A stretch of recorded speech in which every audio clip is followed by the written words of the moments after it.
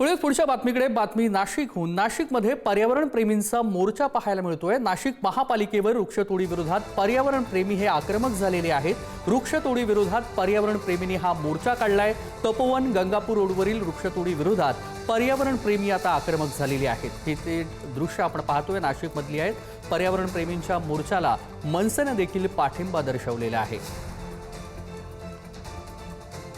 College road पासून नाशिक महानगरपालिकेपर्यंत पर्यावरण प्रेमींचा जो मोर्चा आहे त्याला सुरुवात झालेली आहे। आपण जर बघितलं तर आता काही मिनिटांमध्येच हा नाशिक महानगरपालिकेच्या प्रवेशद्वारावर मोर्चा जाऊन धडकणार आहेत। वेगवेगळे फलक घेऊन खरं तर हे पर्यावरण प्रेमी जे आहेत ते आक्रमक झालेले आहेत। या सगळ्या पार्श्वभूमीवर जर बघितलं तर संतप्त अशा स्वरूपाच्या प्रतिक्रिया खरं तर या संपूर्ण पर्यावरण प्रेमींच्या आहे। आणि या सगळ्या काळामध्ये जर बघितलं तर हे जे पर्यावरण प्रेमी आहेत यांच्यामध्ये तरुणाईची देखील संख्या मोठ्या प्रमाणात आहेत।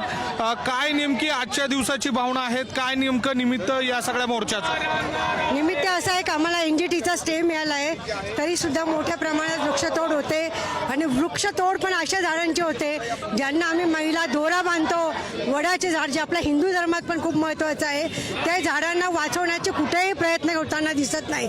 काही जे कमर्शियल जे व्यापारी सिटीजन आहेत नाशिकचे, ते मुठभर लोकांशी मिळून प्रशासन हे नाशिक बरोबर खूप मोठा खेळ करतो आहे। मनसे देखील सहभागी झालेले आहेत। काय नेमकं कारण? खरं तर सामाजिक कामामध्ये पर्यावरण प्रेमीला महाराष्ट्र निर्माण सेनेने पाठिंबा दिला। कुठलंही राजकारण न करता एक नाशिककर म्हणून आम्ही पर्यावरण प्रेमीच्या पाठीमागं उभं आहे। जी महानगरपालिकेने जी वृक्षतोड करताय ती तात्काळ जर थांबवली तर यापुढे मोठं आंदोलन करण्यात येईल। काय नेमकं तुमचं म्हणणं आहे सगळं? हरित नाशिकची अवस्था जर बघितली आपण तर आता प्रचंड धूळ वाढलेली आहे, प्रचंड प्रदूषण वाढलेले आहे, मोठ्या प्रमाणावर झाडतोड झालेली आहे, तापमान वाढलेलं आहे। अशा परिस्थितीमध्ये कोरोनाचा काळ या नाशिकने अनुभवलेला आहे। लाखोंच्या हजारोंच्या संख्येने लोक मेलेले आहेत ऑक्सिजनच्या अभावामुळे। आणि अशा परिस्थितीमध्ये हरित नाशिकमध्ये जर चांगला हवाच नसेल तर भविष्यातील पिढ्या अशाच जगतील। आमच्या मुलांच्या खांद्यांवर शाळेचे पुस्तकं वह्या पुस्तकांच्या बॅगी नसतील तर सिलेंडर ऑक्सिजन सिलेंडर घेऊन जावं लागेल। आणि हे भविष्याचं सुतोवाच नाशिककरांना आणि या राजकीय नेत्यांना आम्ही देत आहोत। त्याचा सिंबॉलिक ऍक्ट म्हणून हा ऑक्सिजन सिलेंडर लावलेला आहे। आणि हे झाडांचंच नाही, पर्यावरणाच्या प्रत्येक टप्प्यावर प्रत्येक गोष्टीवर आहे ना हा प्रॉब्लेम आहे।